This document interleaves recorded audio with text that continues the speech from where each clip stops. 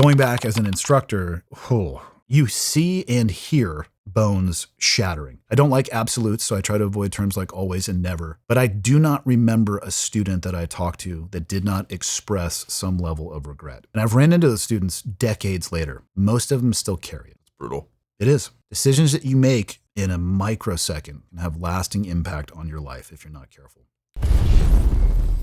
So think about this. If the most common narrative inside of the SEAL community was, this is all I've ever wanted to do, that's also the most common narrative of the pool of people that show up there to attempt training.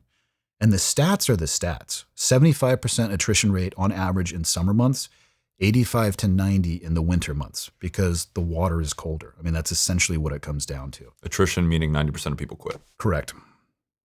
Yeah, at the high end. I would say it floats in the mid 70s most of the time, which is still, if you think about it though, a room of 100 people who would all raise their hand if you ask them, how many of you here want to be a SEAL? Every hand goes up, okay? How many of you, regardless of what I do as an instructor, will never quit? All the hands go up. How many of you have wanted to do this or want to do this more than anything else in your life? A goal above all goals. 100% of those hands would go up. Why are there 75 helmets under the bell? I mean, some of them have plan Bs. Some of them don't. They still put their helmet down. Okay, so just real quick to jump forward to when you were an instructor, what was the most common reason that if somebody went into it and they raised their hand and said, this is all I want and I want it worse than anything that I've ever wanted in my entire life, what was the most common reason that they rang the bell? If I had to reduce it to the simplest way to describe it, is that they got overwhelmed. As a student, when you go through, so my class started with 180 people on the first day. We graduated 18 of those 180 people. We had a winter hell week. The water's colder. It sucks. The cold will destroy you. You want to talk about something that gets you to question yourself? Man, go spend some time in the Pacific in the middle of the night when an instructor is telling you with a bullhorn about 6 inches from your face, this is where you live now for the rest of your life. It really gets you thinking. But I'll come back to that because, God, the most important tool I had wasn't the water. It was the student against the student. It was the internal monologue. So they get overwhelmed. As a student, though, when you're in training, if somebody quits, you'll probably never see them again. Meaning, as a student, you don't get to have this conversation that we're having right now of, dude, what the fuck, man? We pinky swore. We did a blood brothers. We're like gingerly touching tips, making an agreement that we're never, we're going to be buddies forever. We're going to have our career together. And it's like, Bob, where'd you go? But Bob's helmet's under the bell with a bunch of other helmets. As an instructor, you get time with those students and you can talk with them if you want to. And I did. And to sum it down, you will get a variety of answers. There's some things, life happens to everybody. Sometimes people quit because they have a really horrific life circumstance happen. Like there were guys there who their wife told them on a Monday, hey, just so you know, I'm filing for divorce on Friday. It happened. Life happens, man. Life doesn't stop when you go to training like that. It's a young man's game. And I would never try to talk somebody out of going or pursuing that pipeline when you are married. But I would say that the calculus is a little bit different and the external pressures, they could develop a level of leverage that may be uncontrollable. For me, I was 18 going on 19. I didn't have a girlfriend.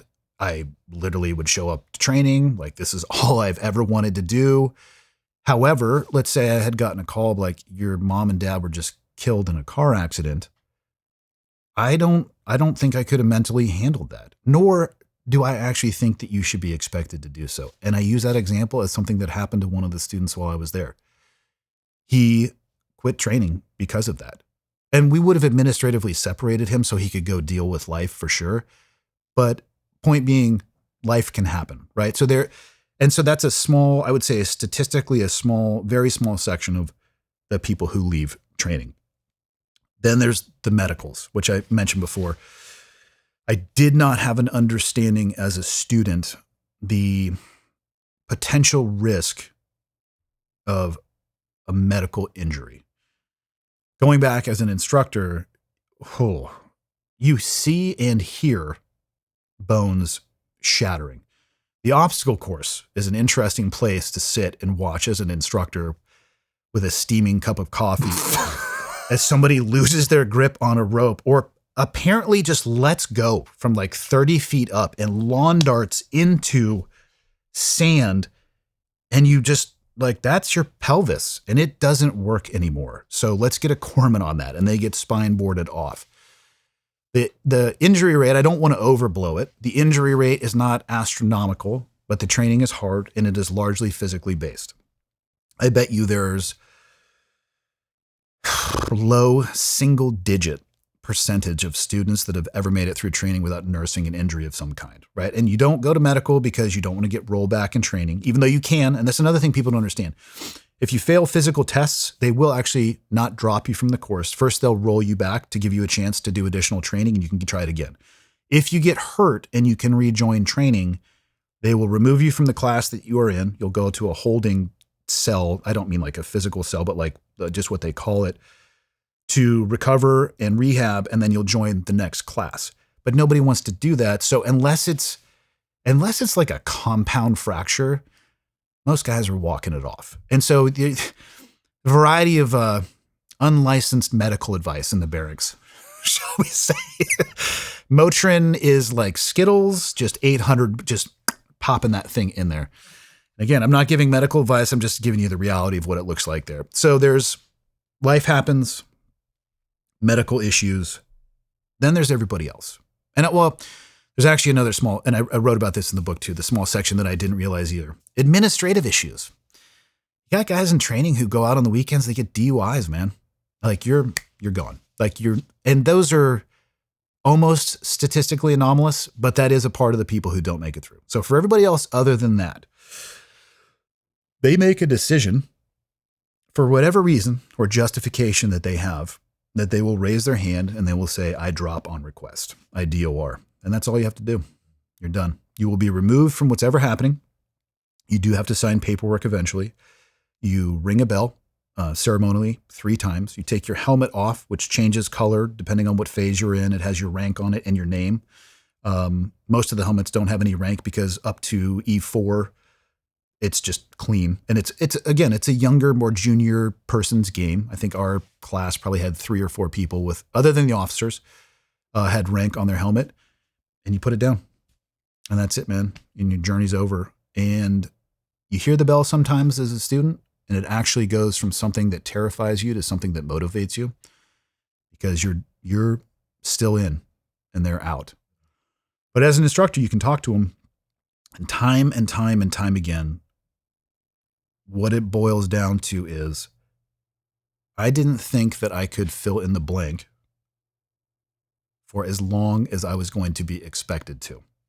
I didn't think that I could be that cold anymore. I didn't think I could be that tired anymore. I didn't think I could be that hungry. All of those things, and they get to a place where they are overwhelmed by the circumstance that they are in, and they raise their hand. And I will say this, I don't like absolutes, so I try to avoid terms like always and never. But I do not remember a student that I talked to that did not express some level of regret. And I've ran into those students decades later. Most of them still carry it. It's brutal. It is. Decisions that you make in a microsecond can have lasting impact on your life if you're not careful. What's up, guys? Thank you so much for taking the time to watch the interview. If you got anything out of this video at all, please like the video, leave me a comment, tell me what you thought of the video, tell me who you'd like to see on the show. I really appreciate the support. It goes a long way on these platforms, as you guys know. Most importantly, I have some amazing guests that are coming in for interviews in the very near future, so please subscribe to the channel so you don't miss any of them. But that's it. I really appreciate your support. Thank you again for watching, and I hope to see you again soon.